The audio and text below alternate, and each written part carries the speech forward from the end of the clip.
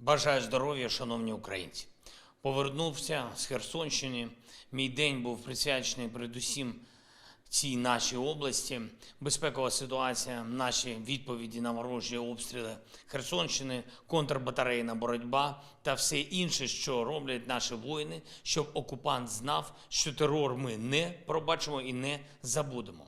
Сьогодні російська армія знов била по Херсонщині, ударила по Береславу, по місцевій адміністрації, по будинках, по музею. Навіть історичний музей в Береславі для Росії – це чомусь загроза. Абсолютно позбавлена розуму держава, суто держава-терорист, яку ми знешкодимо.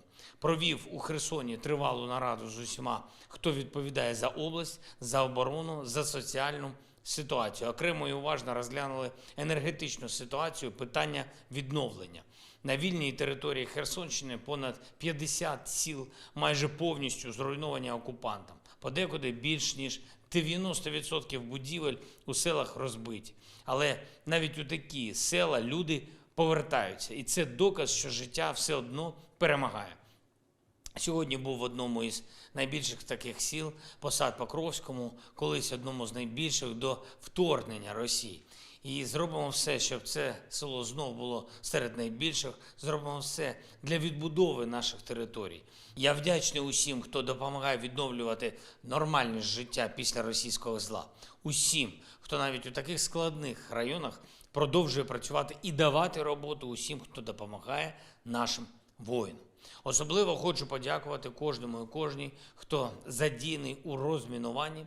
Це приємно бачити, коли очищені від російських мін і снарядів поля Херсонщини знов обробляються, знов живуть.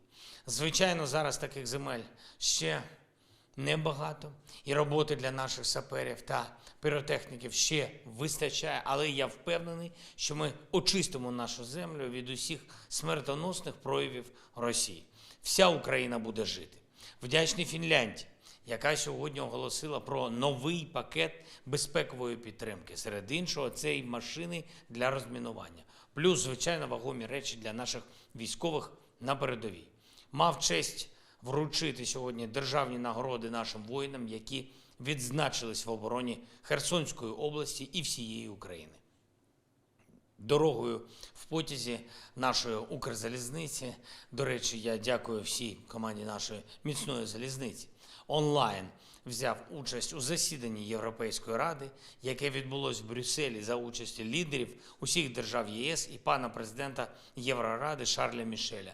Був дуже конкретним у цьому зверненні.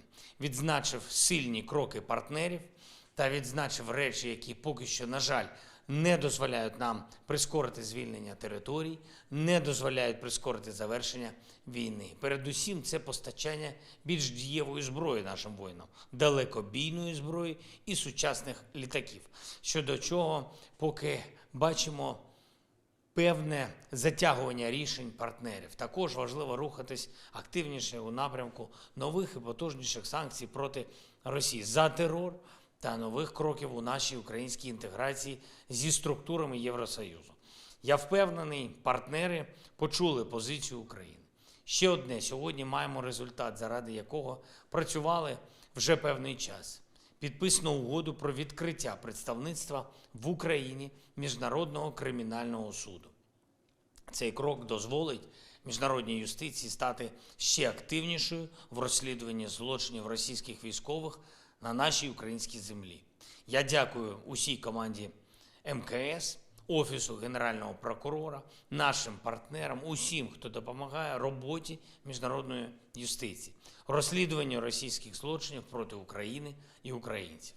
Слава усім, хто зараз в бою за свободу, слава кожному і кожній, хто захищає нашу Херсонщину, нашу Миколаївщину, Одещину, Дніпропетровщину, Запоріжжя, Донбас, Харківщину, Сумщину, Чернігівщину та всю нашу Україну.